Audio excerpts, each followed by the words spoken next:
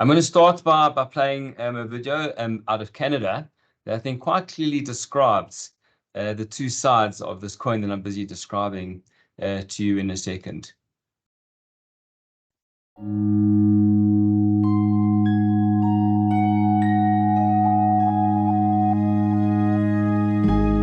What will your last 10 years look like?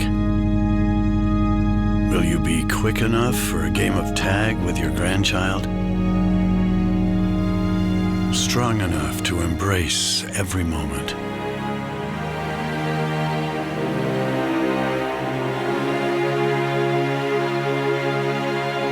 Will you grow old with vitality?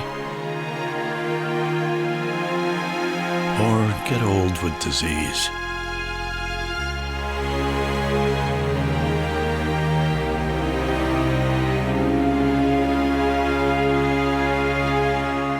It's time to decide. The average Canadian will spend their last 10 years in sickness. Change your future at makehealthlast.ca. So that video clearly kind of outlines and unpacks the two sides of this coin, one relating to health and one relating to poor health. But that's just an oversimplification in the context of an individual. What we're going to take you through today is truly an example and an unpacking of that in the context of the corporate space. There we go. So I'm going to talk to you today around the two sides of the executive health coin. And as I've just shown in that video, there really are two sides to this coin. And it's the same coin, it's the same dimension, it's the same realization for individuals, for families, but very importantly for today in the context of businesses. I'm Jedd Myers. I'm the co-founder and CEO of the HealthImpact Group of companies. And we've spent the last 20 or so years building philosophies, but most importantly, business models and successful businesses dealing with the health and wellness of employees in the context of corporate spaces in South Africa, internationally as well. And today I'm going to focus on our business exec care that deals in the world of executive health and wellness, specifically focusing on the upper echelon of the corporate entities that we deal with. So as I've mentioned a couple of times, we're dealing with the two sides of one coin over here. Truly speaking, the coin is health, and there are two sides to this coin. There are two ways to unpack it. The one, as we're going to talk about in the first half of this presentation, which is actually the focus and the world of modern healthcare. And a lot of the time is spent in this world of understanding and managing risk in the context of health. But what's often lost in that world, and what most people don't understand, is that health is also the amplifier of performance, the key silver bullet in taking an organization from being good to great, or from poor to good. The individuals in the corporate, the executives themselves, and the broader corporate entity that we're going to discuss today. And we really want to kind of position this in a completely different way, because typically the whole world, and we've all grown up understanding that doctors had all the answers. And maybe they do, but the message is not one that should be patronizing. The message is not one that should be around care only. We want to move from a perspective of care to thrive, to take you to understand that your health risk is just something that you have to know. But truly understanding around health in an organization is the platform for performance of those individual executives and the corporate entity themselves. Really moving away from this patronizing message. I always say to individuals, I've never come across a smoker that is adamant that smoking is good for them. So to sit in front of smokers in an executive wellness setting and tell them that smoking is bad is just a simply patronizing message. Rather, what you want to show them is how leaving smoking behind can assist them in amplifying their performance, how smoking is impacting them on a day-to-day basis. They all know that smoking is bad, but to really shift the perspective, and that's what we're going to unpack today in a little bit more detail. So no, this is not a presentation on COVID-19. And at the beginning of the pandemic, I did a lot of presentation, and we spent a lot of time on the slide. But just as a quick tidbit, the reason it was called the coronavirus is corona is the Spanish word for crown, and the virus has this crown-like look with these kind of spike particles sticking out of it. That's why it's called the coronavirus. But if there's one thing that we came out of as corporates in South Africa, out of this pandemic, realizing that we should have realized, is that corporates from a healthcare perspective were not prepared for a health crisis in their organizations. We're often prepared for financial crises, economic crises, political crises, cash crises. But very, very few organizations made it through the COVID-19 pandemic unscathed, realizing that health was one of the key determining factors of being able to get through this pandemic or not being able to get through the pandemic. Regardless and despite of all the business processes, strategies, directions, think tanks, strategy sessions about the health of the people in the organization, organizations were not able to navigate their way successfully through this pandemic. And there are a number of different examples from a governmental and parastatal perspective, because they were just more widely advertised, right through to major listed entities in South Africa. One of the big four banks had one of their key custodians die in the context of COVID-19. And this happened at a time when ABSA were going through flux in their executive base. And the last thing they needed when this person passed away, unfortunately, was an executive to pass away. They just lost a CEO. Their succession plan was in tatters. Their share price was in ruins. And the shareholders were looking at an organization waiting to see how it was going to be steered. Employees were waiting to see how it was going to be steered. And the banks, the banks were one of the hardest hit in the COVID-19 pandemic. And we deal with a lot of banking clients. And we see that the executives in these banking clients and just broadly financial services have not made the health improvements since COVID-19. Now, I'm not trying to paint a picture that we're going to face another global pandemic of the nature we did with COVID-19. But what I can tell you is that we are in the pandemic. Executive health and wellness is in itself a pandemic. And it is poor, it is a risk, it's something of major concern.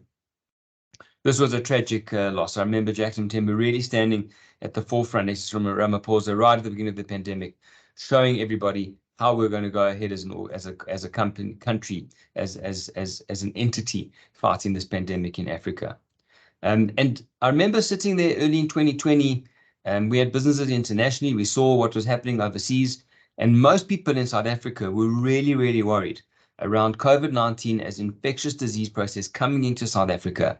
We have one of the highest HIV prevalence rates in the world. Our rate of TB infection is one of the highest in the world. TB is an AIDS-defining illness, so it kind of goes hand in hand with HIV. And we were petrified that as an immunocompromised society, COVID-19 was really going to decimate through the population. And what came out is that despite the low death rate that was present in COVID-19, as you can see, a relatively low death rate, the majority of deaths, as everybody knew, kept coming about in the elderly age group, those with pre-existing conditions, cardiovascular disease, diabetes, respiratory disease, hypertension. One of them that's not listed here and really not emphasized enough was underlying kidney disease. So if you had underlying kidney failure and COVID-19 infected your kidneys, you had a 95% mortality rate. That's higher than car accidents. It's probably higher than gunshot incidents. 95% mortality rate within 2 months. And one of the major causes of renal failure is high blood pressure, hypertension. And this was a small study done in New York, probably in around 2021, of 15,000 deaths, analyzing it. You can see the death rate from people 45 years and above starts to climb, and the significant portion of these people, 75% or so, had an underlying chronic condition. And if there is anything to take out of this pandemic, it is that the executives in our organizations that are elderly and that have underlying chronic conditions are major health risks to themselves, but importantly to our organizations. And it's a risk. It's a risk that needs to be identified, quantified, managed, and monitored as we move along. And as I mentioned, a disease of aging comorbidities. And as we thought it was going to be a disease of the immunocompromised, it turned out to be a disease of the metabolically compromised. Now, this is a term I might use more than once in this presentation, but our findings after seeing over 25,000 executives in South Africa are that the majority of executives in South Africa have an issue with their metabolic health and are metabolically compromised. Now, this is one of the largest causes of risk of death and death itself across all populations in the world. If you can picture your organization as a stack of Jenga tower, and really understand that you are stacking the odds or the risks, the odds in your favor or the risks against you in a Jenga tower. We're talking about things like mental health, general well-being, physical health of the directors of an organization, of the managers of an organization. I've just shown you one or two case studies in South Africa of key executives suffering from poor health. The employees themselves. This is an order of magnitude stacking and an exponential risk compounding that we start to see in organizations. Suppliers begin to be at risk. Customers are at risk.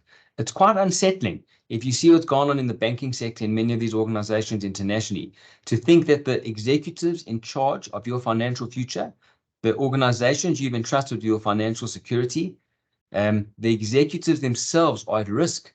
Just think about that for a second. The companies where you've deposited your cash, either as an organization or individual, have at the helm executives that are at a health risk to themselves, to the organization. Quite a sobering thought. The impact just broadly to society that takes place when executives in organizations are compromised, possibly die, but definitely are not performing at where they should be performing. I mean, I'm an entrepreneur. I've been a bondholder in organizations. I've been a shareholder in organizations, and it's quite jarring. You can get a cold sweat thinking that executives in companies where you've invested in are not at optimal health, and you literally do not know what lies around the corner. Because if just one of these stacks come out, never mind multiple of them, but just one of these tiles come out, you really can start to see this organization and the impact of it come through. I hope that sound came through on your side, but I'd animated quite a nice sound in that tower falling down. But really, the organization can start to crumble. And it's not an overstatement. This is a reality. If the executives are not in a state of good health, they're not performing, and their risk of something severe happening and dying from it goes up exponentially with time. And there are one or two important South African case studies I'd like to unpack. The most prevalent in my mind being the story of Business Connections. Now, you can look at this case study through the lens of a shareholder, a fellow director, an executive, a stakeholder outside in the community, a government stakeholder, which we'll see in a second, employees of organizations. Now, if you look at the date here, this is an announcement made by Telkom on the 22nd of May, 2014. Telkom made a cash offer for the full share capital of Business Connection, which was founded by these two brothers, Isaac and Benjamin Mopotane, an absolutely stellar success story of South Africa in the corporate world. Now, I've sold one or two businesses in my life, and I know what it takes to get to the point that the acquirer is prepared to put out a press statement. Now, my business weren't the size of Business Connections when we sold them, but it's still a process. It can take a year to get to this point. A lot of time, a lot of effort, and a lot of money is spent here. And the expectations of the stakeholders in this process that the deal is going to go ahead. It's not the expectation that it is not. The 12th of June that year, Benjamin Mopotane had a heart attack and died, as I understand, in his office when this happened. And you can see the SENS announcement came out and they spoke about the passing of the executive. The share price was on a downward trend. It took another hit during that period of time. And just put yourself in the shoes of the employees, the fellow directors, the acquirers, the people in both businesses, Business Connections and Telkom. Telkom is a government-owned entity. Think of the government custodians involved in this process. They've allocated the cash. They've made the decision to go through this process. Budget allocations, all the complexities around this, the money that has been spent in this, and the deal finally went ahead in the 5th of August, 2015, the next year, 18 months later. Now, that is a huge erosion of value during that period of time. And a lot of unsettlement and just uncertainty in the organizations during that period of time. It really must have been quite unsettling for people to go through this. Never mind the tragedy and the trauma around the tragedy and the impact it has around the people surrounding this key executive. So when we look at studies that kind of unpack the cause of unexpected executive death and the impact that has on stock prices, There are only a few, because it's quite difficult to collate this information, and there are only a few. This one seems, from Utah State University, seems to be one of the preeminent ones. It keeps coming up. And they assessed the impact of share price the day after of sudden executive death. You can look at some of these organizations. So Apple and Steve Jobs was not an unexpected death, it was an expected death. It took 7 years for him to pass on. But the majority of these deaths, more than 65% of them, are health related.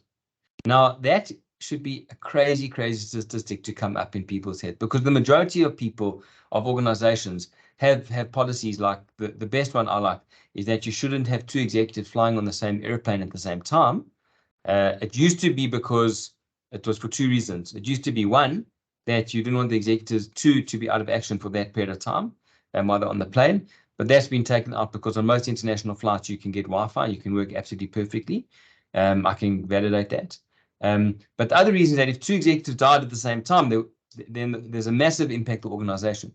But as you can see here, a significant minority of executive death can be attributed to airplane crashes, and a significant majority of them are attributed to health-related causes, be it heart attack, cancer, or other kind of cerebrovascular and cardiovascular incidents. Again, another study came out looking at unexpected executive death. Interestingly, the age of the executives is important, that the majority of them are elderly, 61 years of age and above, the average age of the executives in organizations in this. Another important statistic, which I'm going to unpack in a few slides' time, is that the average tenure of these executives of these firms is 14 years, with a significant portion of them at 30 years or more. So tenure, age, is important. I'm highlighting the position here that organizations invest time, skills development, tenure in their executives. And as the time that the executive spends in the organization, the value of that executive to the organization increases, the amount of investment made increases exponentially so. And then again, you can see the majority of the deaths, again, are health related.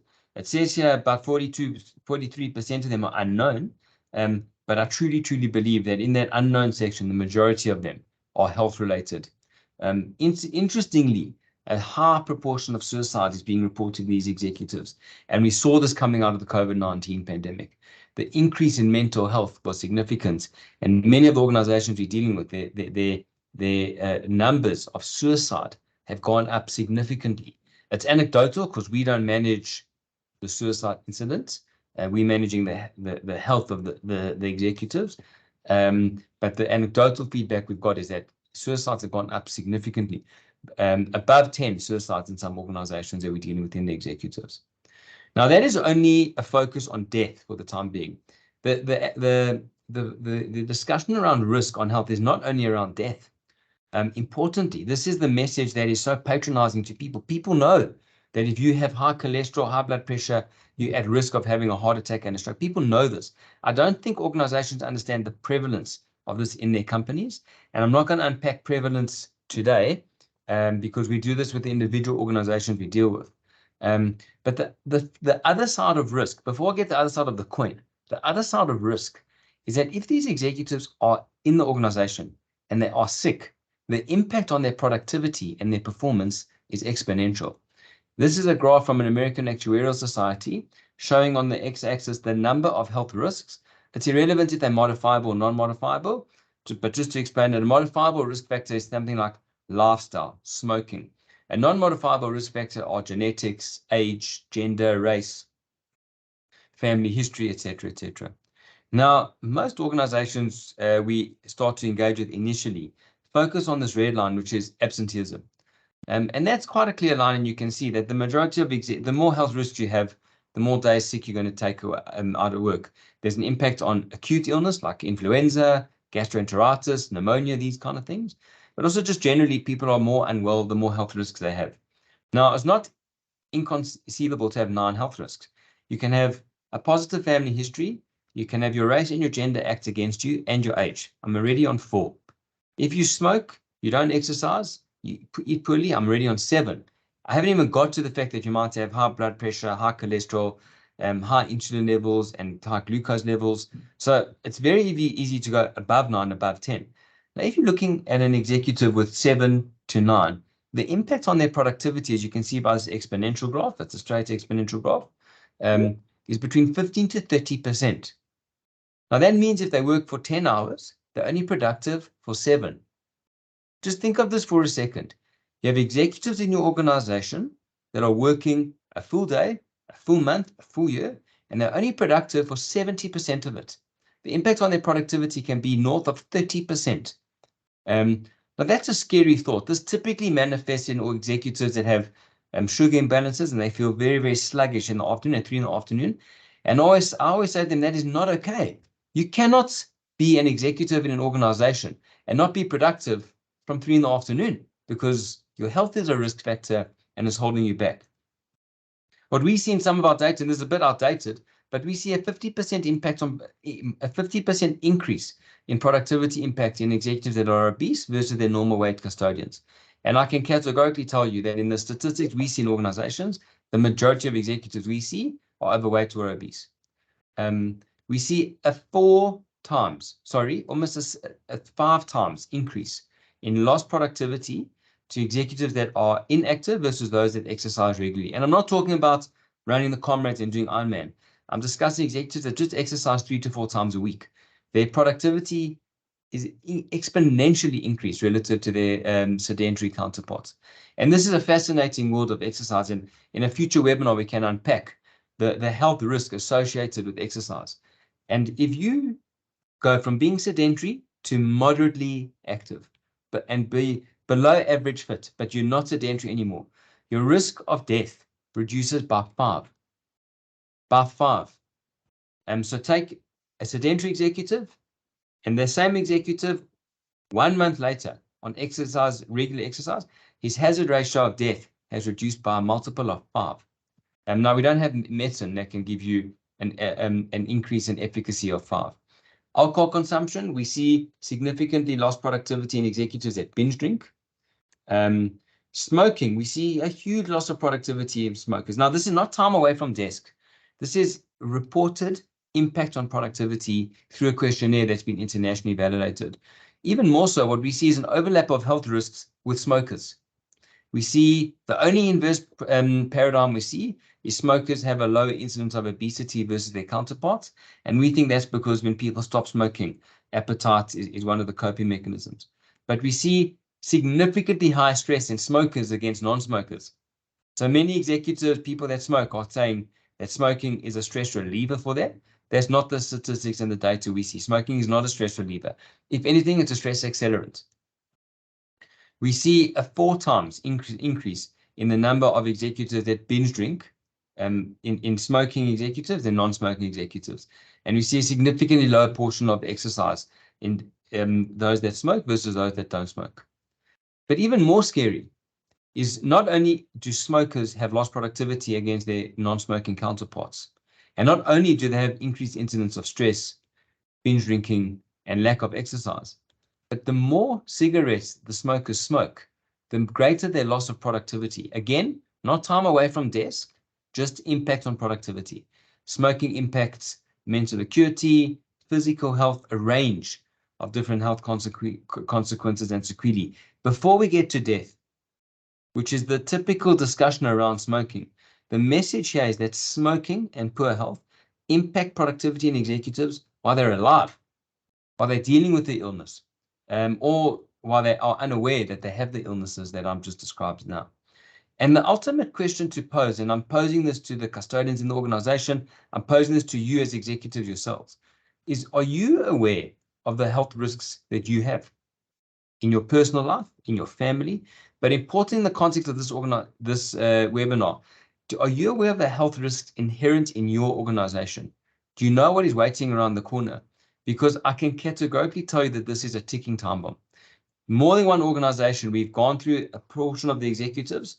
We give a report that's anonymized to that base. Last year, I gave a report. I said to the population I was representing to the financial services organization, I said, these statistics categorically determine that within a 12 to 24 month period, your 100% going to have cardiac events in this executive population. Now, I wasn't trying to be the foreseer of doom, but that night, an executive passed away in his sleep. He passed away from a heart attack. The next week, an executive from that organization came through to exec care. We had to stop the medical. We transported him to hospital in an ambulance because we're so nervous and scared for his health. As it turned out, he needed to have 4 stents put in. So we literally identified and prevented a heart attack from happening in him as well. Now, this is a finding we see across organizations, and many kind of interventions, assessments are just too light. They're not following the right science. When we look at these executives, we're really applying contemporary science in the context of a great center where executives feel comfortable to be. But we're looking scientifically at the risks of these executives, proving that they're at risk and they need to act imminently to prevent catastrophic outcomes, but also to prevent the impact on their productivity while they are dealing with these illnesses. Now, recently in South Africa, there was an example of this. Now, picture that you have built up a following, a broadcast following, you're the face behind a show, and unfortunately, Cephas Makaza died, I think it was last week, completely unexpectedly. Now, put yourself in the shoes of the executives producing these shows, the shareholders, the investors behind this brand. Completely unexpected death of a key custodian, the ultimate, the person. Without him, the show literally does not go on. I'm not trying to be insensitive, but literally the show does not carry on when someone like this passes away. And it was unexpected. Now you have to kind of put yourself in the shoes of those investors and those shareholders and ask, had they not hedged their bets? Had they not considered the risk of health in this environment? What did they do to mitigate this from taking place? And we're dealing with a lot. We're dealing with, in South Africa, with power cuts, complete uncertainty around the power situation in South Africa. The riots in KZN and unrest, and many people I speak to are quite surprised that this doesn't happen more frequently. The kind of the growth in the divide between the haves and the have-nots, the uncertainty around the South African rand. Went through a huge period of quantitative easing during COVID-19 globally. Now we're going through this period of quantitative tightening, the floods in KZN, this uncertainty around Russia, Lady R, Russia and Ukraine, this whole kind of BRICS uncertainty we're busy dealing with, inflation literally shooting and exploding through our shopping carts at the moment. And as an organization, with all this taking place, with semigration, with skill shortages, with a lack of executives coming through, with immigration itself, you have to ask yourselves, can you afford for executives to be at work and not be productive? Can your organization afford for this to happen? And my argument is that you can't. Furthermore, you're already losing executives to immigration. You're losing executives to your competitors. You're losing executives because they're moving to different cities in the country. And there isn't the effective skills transfer coming through. Now, if you're dealing with executives that have been with you on this slide that I just showed you for 15, 20, 30 years, can you afford to not understand their health? Can you afford to not understand if they're going to be productive when they're at work? And can you afford to lose them because their health is poor? In many situations, from preventable causes. So again, coming to this, that we're dealing with the two sides of this health coin. The first that we've just unpacked is risk, not only in the context of death, but also of productivity. So not only catastrophic outcomes, but just day-to-day dealing with the impact health has in organizations and its impact on productivity in those organizations. The flip side is that your health is the platform for performance. If you can understand this and completely shift your perspective, come into a different paradigm around health, you'll start to understand that health is the silver bullet. Health is the platform that gets you to where you want to be as an individual, as an organization. Now, no, this is not a webinar teaching how to surf. I can't surf. But this is Kelly Slater, just so you know. So again, another top key performer in the world of professional sports and business. And this is him riding a massive wave. It's probably at the end of the wave. These waves are kind of huge waves. But I think this is a brilliant analogy, other than the Jenga tile for health in businesses, because he really can catch the crest of this wave and ride it all the way through the end of the tunnel to the end of right to the shore and have this most amazing thing. But if he gets this wrong, he's on the knife's edge. And if he tumbled back into here, if you've seen where these guys surf, it can be catastrophic. Into the rocks, cut, major injuries, concussed, he can drown. I mean, this is a scary, scary kind of tightrope that he's busy walking here at the moment. But if he gets this right, the crest of the wave is really, really going to carry him right the way through to the shore. And as I've said, your health is your springboard, your platform for a range of different positive health outcomes. Resilience. The key determining characteristics of executives going through difficult periods is resilience. They can't be the ones that buckle. They need the resilience. They need the capacity to drive through difficult periods, to steer the ship, to have a cool head, for performance, for waking up and being able to perform on a high level, day in, day out, for the organization. Productivity, we just spoke about. The ability with movement and agility, just to be able to be functional. Just to be able to be functional. How many executives I see can't get in and out of their boardroom table? And that has an impact on their productivity, their breathing. There's a nervous impact. I can go into in a lot of detail. Mental acuity. You can't have executives sitting in a boardroom in the afternoon slugging off because on the table there's just high glucose drinks, really poor food choices, but that executive is compromised. His health is compromised. He's not able to perform at his best during that meeting and that process. I'll never forget, I read a very interesting interview with Jeff Bezos, and he said all he's paid to do is make a few key decisions every single day. He's not paid to work. He's paid to make key decisions. Now, that organization, Amazon, cannot afford for him, when he makes these decisions, to not be crystal clear in why he's making them. They cannot afford for him not to be able to concentrate to get the point that he can make these decisions. For the individual executive's longevity, I've never met anybody that wants to die young. In fact, we call it a psychiatric issue, that people want to die young and they try to end their life earlier. That's the world of the sad world of suicide. But every other single functioning person wants to live a productive and a healthy life. And most people might say they don't want to live long because they don't want to be these decrepit old people. I'm going to explain to you now why that is the wrong perspective. To be efficacious in what they do, to make the right decisions. I can go on and on and on and on. But the seminal study that really talks about this is a study called The Making of the Corporate Athlete in Harvard Business Review. And it really makes a comparison analogy between high-performing corporate executives and professional sportsmen. And there are a few kind of analogies, but some major important differences. But the major analogy is that these professional sportsmen, like these three kind of icons, are expected to deliver top end every time they play. Now, the argument is so to our corporate executives. Every time you rock up at the office, every morning you wake up, you're expected to deliver at your best. Directors, managers, employees as well, but we're focusing on the corporate executive here for a second. They're expected to perform at the high end, on the high echelon, every single day. But the difference between the average professional athlete and the corporate executives, these guys are outliers, okay? But even so, their careers are significantly lower and less in time than the average corporate executive. I've been going now for 20 years as a corporate executive, and I think I've got a couple decades left in my career. It's unheard of for a professional athlete to have a 20-year career. These guys are outliers. The majority of professional athletes have very short careers. So they train their whole lives to get to a career that's 5 to 10 years. And we go through school, university, whatever else we want to do to get our skills, to have a career that's going to last us 40, 50 years, perhaps, in many organizations. You saw that slide as the significant portion of the population at 30 years of their career in one organization. And the other difference between us and professional athletes is that professional athletes need to perform once or twice a week, max.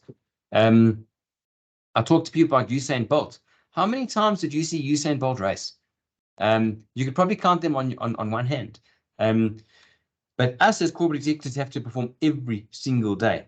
And the argument is that really, if you can leverage your health to the best of your advantage, you're going to leave your competitors behind. It's a differentiator in terms of efficacy and how to approach the business world. And I spoke about it being a springboard. And in the study, The Making of the Corporate Athlete, they talk of something called the high performance pyramid. Now, the high performance pyramid takes into account that there are a range of different capacities you need to reach to be efficacious in every aspect of your life. This isn't Maslow's hierarchy. This is a high-performance pyramid. And at the bottom of the pyramid, the base of the pyramid is your physical capacity. You cannot tap into emotional, mental, and spiritual without the physical capacity in check. Your chassis, your engine is your body. Your fundamental source of energy comes from your body. If you're eating poorly, if you're drinking poorly, if you do not exercise, if you're suffering from chronic disease, you're compromised from a physical capacity, and therefore the ability to tap into any of these others is compromised. And there is way too much focus in corporates on mental and emotional. It's important, don't get me wrong, but we're losing sight of the fact that your physical capacity is the platform to leverage into all of these different spheres. I'm not going to talk too much more about this high-performance pyramid, but you want to be able to move in and out of different phases, be resilient. You want to be able to be at work, deal with important, exciting, and difficult, challenging interaction. Go home and be a very, very present family individual. Have your own kind of space in your life. Be able to move between these different spheres of your life. Be in intense discussions at work and in key decision-making processes. Have the mental acuity to do so. And you cannot do this without the physical capacity in check. Now, most people and most medicine has been associated around this concept called medicine 2.0. We're trying to extend our lifespan just a little bit. And what happens is we go for like a wellness day here and there, and maybe identify and we start to exercise on the 1st of Jan and we peter off in June, etc., etc. But medicine 2.0 really, really helps us just make a major difference here later in our life. We understand we've got a chronic disease and push it out just a little bit. But as you can see here, your physical capacity has been tremendously diminished over time. Rather, what we want to do is use modern medicine, modern science, identify physical processes, disease processes at the beginning of the process.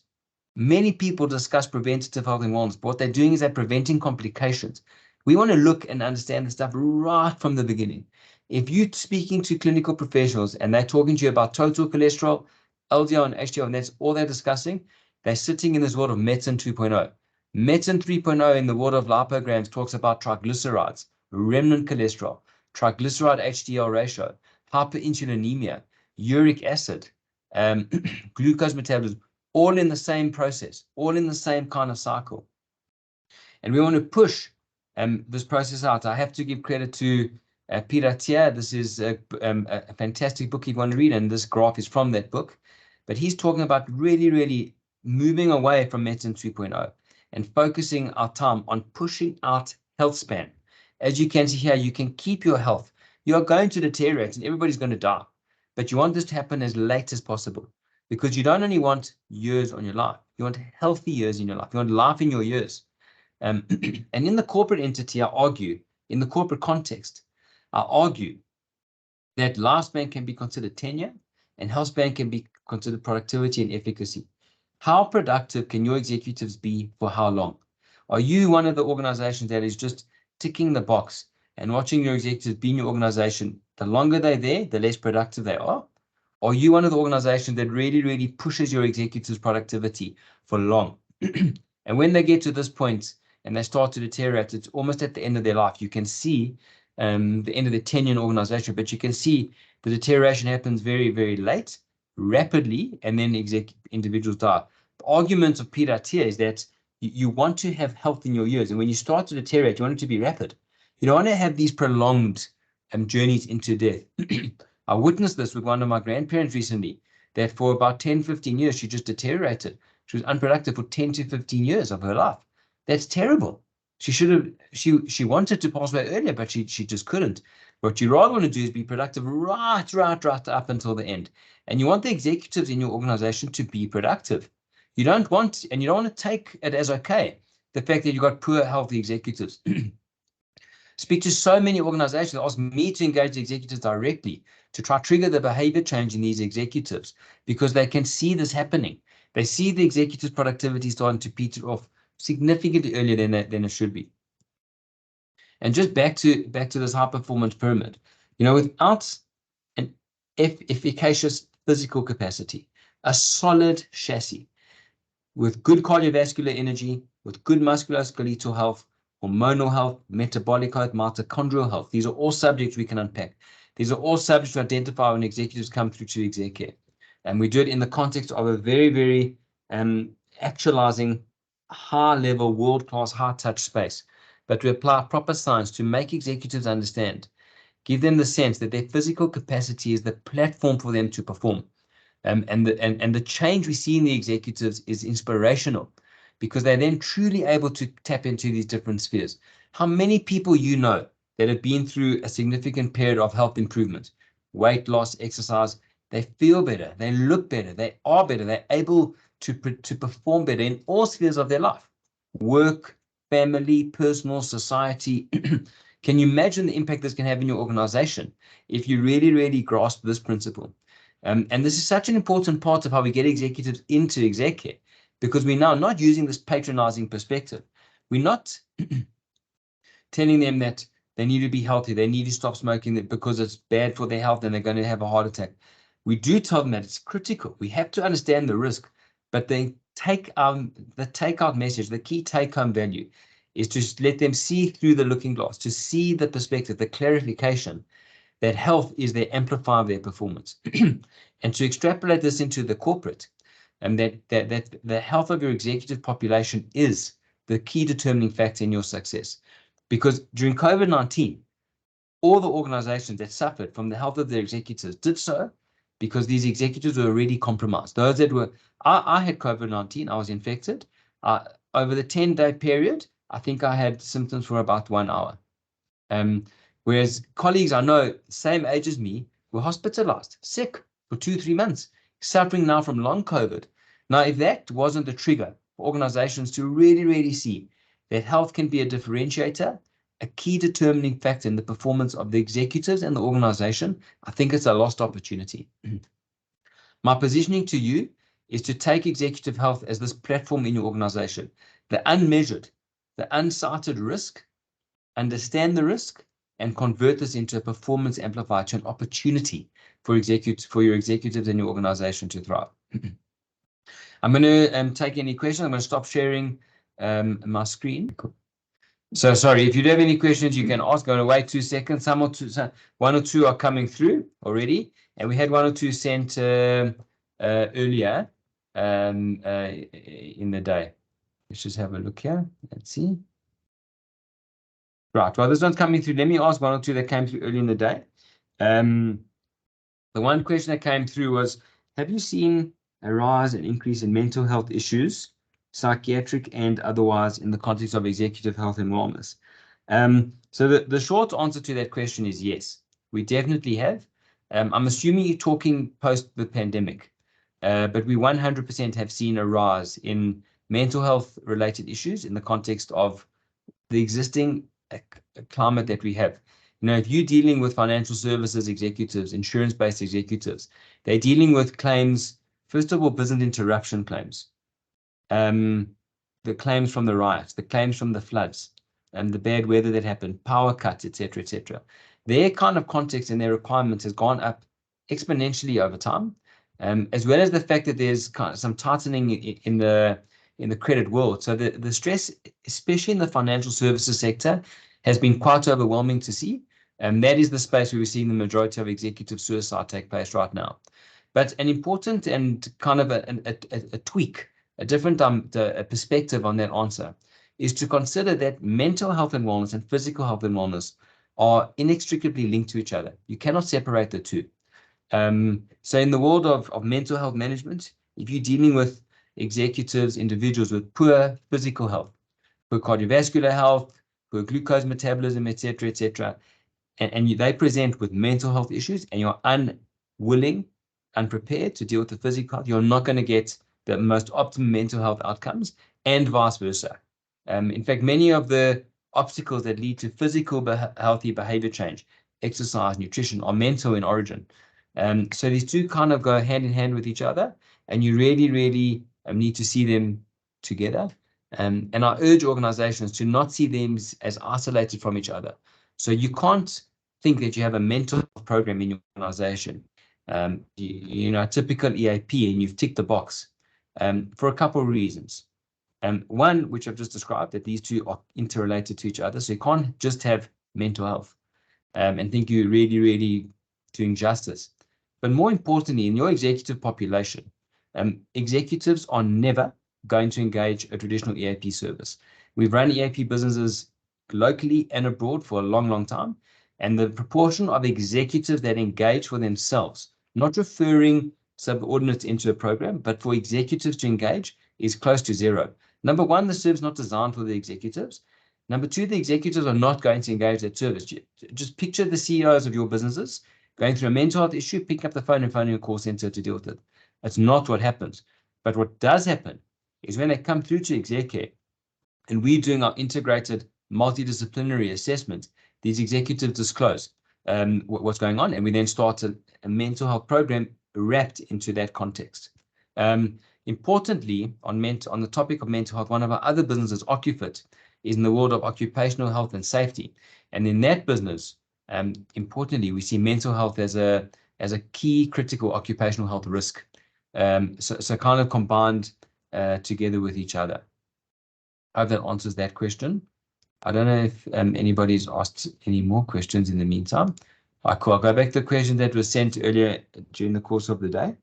The one was, where do we as an organization start if we would like to run an executive health program for executives and senior managers? Okay, well, the starting point is to identify and get executive buy-in that executive health and wellness is a key fact in the organization. Our experience has been that once you've got that buy-in at an executive level, you get much greater kind of traction of the program that you're trying to drive in the organization. We feel that we're very well positioned to service organizations in this regard. The starting point is to engage us. You've got our contact details, we've got yours, and we can reach out to you. This particular person who poses this question will reach out to you directly as well. But the starting point is to engage and have your executives then come through for their executive medicals. We'll get the data. Those executives will be, their health risks and opportunities for performance will be communicated to them, and will provide an anonymized group demographic report together with our data science team to really highlight the key risks facing your organization. And then we can take it forwards and see what other programs we require in your organization. Another question, it's come through. What are the three or other easier steps to follow as an individual if I would like to improve my health as an individual executive? So that's a great question. That's a very hard one to answer. But the honest truth is that number one, you have to want to do it. I can't do the training for you. I can't make the healthy eating choices for you. You have to, in your mind, make the decision that you want to do this. My hope is that this presentation is an epiphany, that your health is not only about risk, but you can be better in all aspects of your life with good health. With that being said, the motto I have is that discipline trumps motivation. So you can't wait to be motivated. If there's something you want to do, start today. Get up at lunchtime and go walk around the block. Just start. And keep the discipline. Build the habits. Stack the habits in your favor that you're going to live a healthy lifestyle. And then some of the key things are this. Number one, move more. Just walk more, run more, swim more, move more. Just move more. Try get between 10 to 20,000 steps a day if you don't exercise. Try exercise 3 to 4 times a week for 30 to 40 minutes. Just move more if you're starting from nothing. If you're starting from somewhere, then it's a more nuanced answer and we need to spend a bit more time together. Number two, lift heavy things. Doesn't matter if you're a man, if you're a woman, if you're young, if you're old, lift. Push heavy things. Your muscle mass is a major, major determining factor in your development of diabetes, mental health, cardiovascular illness, musculoskeletal problems in younger life, middle age, and older. So move more, push heavy things. Eat less. Most likely you need to eat less. Eat less carbohydrates, eat less often. We proponents of a low carbohydrates, high protein, high fat diet. And we proponents of time restricted feeding. So what they call these days intermittent fasting. Because humans don't need 3 meals in a day. The majority of people, there are exceptions to this. And the last two things I would then say is hydrate. Up your water content, cut out all other drinks. Sugar-free cold drinks are fine, but all other carbonated drinks or fruit juices, cut out. Cut out totally. Coffee and teas are fine, but no sugar. And the last thing is supplementation. So movement, pushing heavy things, eating less, hydrating well, and supplementation. 5 kind of key character traits that I think would stand everybody in good stead. If we don't have any more questions, I think maybe I'm going to hand over back to Vince to kind of wrap up. So thanks again, everybody, for your time. We're really delighted that you joined us. We're going to host these on a regular basis and have a few more coming up. The next one's going to be a little bit focused around the individual executive and some kind of tidbits and key takeouts about how you can move that forward. But thanks again, everybody, for joining. I'm going to hand over back to Vince now. Perfect. Sorry about that. Thanks, Jedd. So very insightful and a really interesting overview on really how to boost executive wellness for yourself personally, as well as within your organization. So just some closing notes. If you do want more information about exec care and how you can partner up with us personally, as well as for your organization, there's multiple different ways to reach out to us. We have an exec care LinkedIn page that you can follow, and there's a lot of information on there and ways and means of contacting us. We also have a dedicated website. There's a wealth of information there on our website. There's also a contact form, so you can complete one of those, and we'll just definitely get in touch with you and begin that journey with you. As Dr. Jedd Myers mentioned, we will have more of these webinars and more topics, and that will be notified through our LinkedIn page. So follow, and we'll definitely set up one of these again in the near future. Thank you for your time. Thank you for joining us. All the best and have a great week further. Bye-bye.